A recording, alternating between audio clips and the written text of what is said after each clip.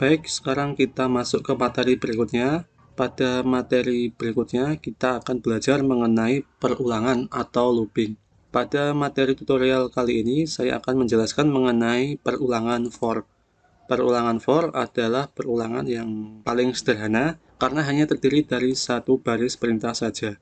Di dalam perintah for, itu ada 3 parameter.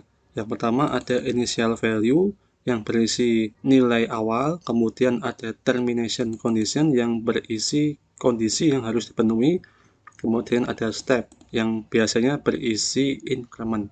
Baik, langsung saja kita langsung mencoba membuat sebuah program menggunakan perulangan for.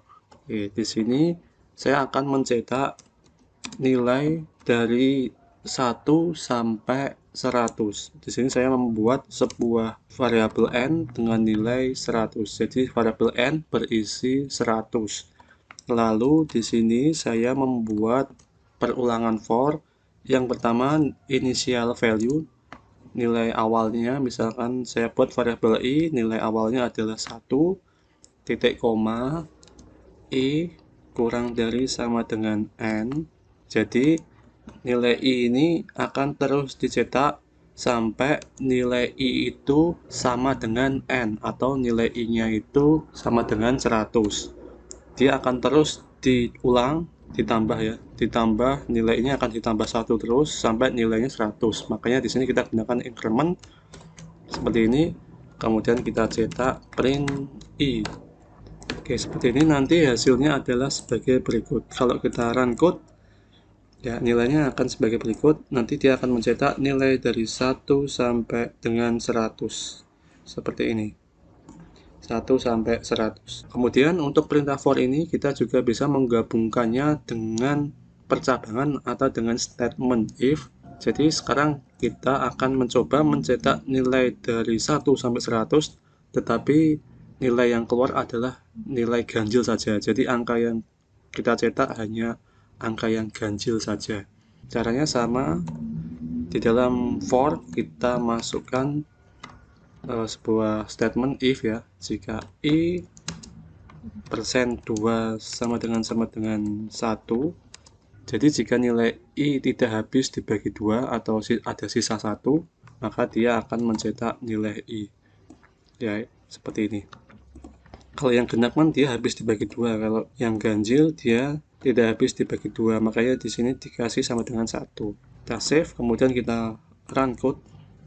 Ya, ini hasilnya. Jadi yang ditampilkan hanyalah angka ganjil saja. Yang ditampilkan hanya angka-angka yang ganjil saja.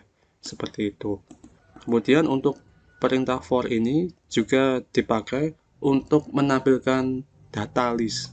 Jadi kita kan kemarin sudah belajar bagaimana cara membuat list ya. Misalkan saya membuat list daftar makanan seperti ini. Kemudian nanti dia akan berisi sate, kemudian nasi goreng, kemudian bakso, terus mie ayam. Oke, seperti ini. Kita punya list daftar makanan berisi 4 data seperti ini. Kemudian di sini kita akan coba untuk menampilkan data dari list daftar makanan. Caranya sama, kita gunakan perintah for integer i. Ya, kita buat inisialisasi nilai i sama dengan 0, kemudian i kurang dari.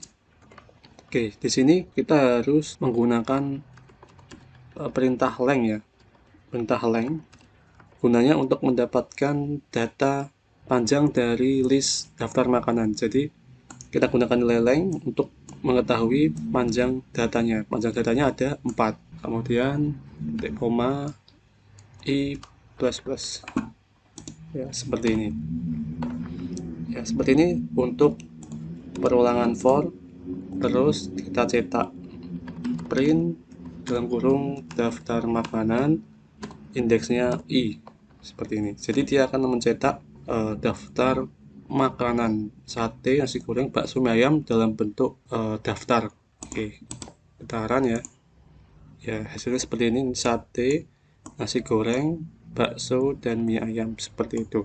Dan nanti kalian juga bisa menggabungkan perintah for ini dengan berbagai berbagai variabel, misalkan dengan map atau misalkan digabung dengan switch, itu juga bisa.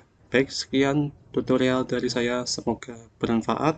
Sampai jumpa lagi di tutorial berikutnya.